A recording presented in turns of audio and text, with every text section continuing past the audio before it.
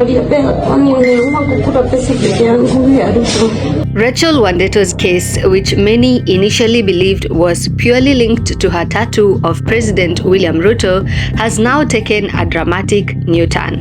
What started as a conversation about political intolerance is now opening up into a much more complex investigation involving money, personal disputes, and an alleged love triangle. For the past few days, the brutal attack and eventual death of gospel artist Rachel Wandeto has dominated conversations across the country, with some Kenyans online describing the incident as a shocking example of political intolerance, especially because Rachel had gone viral after tattooing President William Ruto's face and the phrase "two term" on her body. Rachel akasema anataka apatane na rais, and guess what guys, I've made it possible na amekujiwa leo. Rachel, unaona umekujiwa na watu wa president, unaona wewe umeona ama uoni? Naona. Huyu amechora mpaka tattoo. President ametuma watu wake. Hapa kuna vijana na Ruto, na pia kuna warembo na Ruto. Kuja usipotee, unajua sasa wewe utaniweka town. According to police reports, the horrifying incident happened on the night of May 16, 2026 in Mwiki Kasarani. Rachel Wandeto was reportedly heading home when she was confronted by three men along 11th Street near Obama Road. The attackers assaulted her, doused her with a flammable substance, and set her on fire before fleeing the scene. She was first rushed to Uzima Uhai Hospital before being transferred to Kenyatta National Hospital due to the severity of her injuries.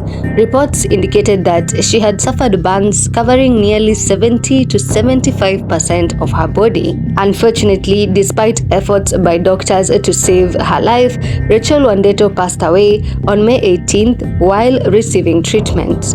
Immediately after the attack, the story quickly took a political direction. Our nation will not go forward. Who call others traitors? You, wenye mnawaita Wakenya wengine wasaliti. Mpaka mama Rachel Wandeto ameuawa kwa sababu ya chuki yenu, kwa sababu ya ukabila yenu, kwa sababu ya profiling ambayo umefanya Wakenya wengine eti ni wasaliti. Siku moja mutajibu. Several political leaders and government officials strongly condemned the incident, with many suggesting that Rachel may have been targeted because of her open support for President William Ruto. Interior CS Kipchumba Murkomen personally visited Rachel at Kenyatta National Hospital alongside Inspector General Douglas Kanja and other senior security officials. During his visit, Murkomen warned that if the attack was politically motivated, then it posed a dangerous threat to democracy and freedom of expression in Kenya. Motive by basically attacking her for her political beliefs. This is really very dangerous for our country. Other leaders including Moses Kuria, Oscar Sudi, and even Deputy President Kithure Kindiki also pushed the narrative that Rachel may have been attacked because of her political beliefs and public support for President William Ruto.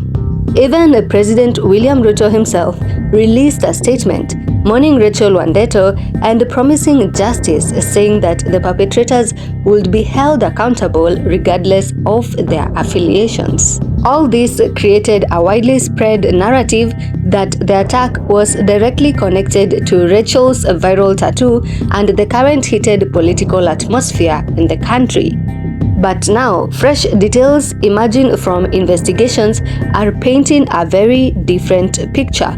According to investigators, the motive behind the attack may not have been political after all.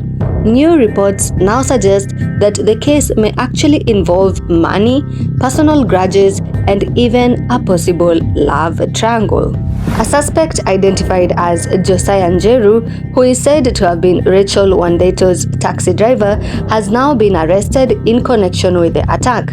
Investigators reportedly believe that the suspect thought Rachel had recently received money from powerful people and places she recently visited, including State House. In fact, Rachel herself reported something close to this before her demise, saying that the attackers kept accusing her of eating Ruto's money alone.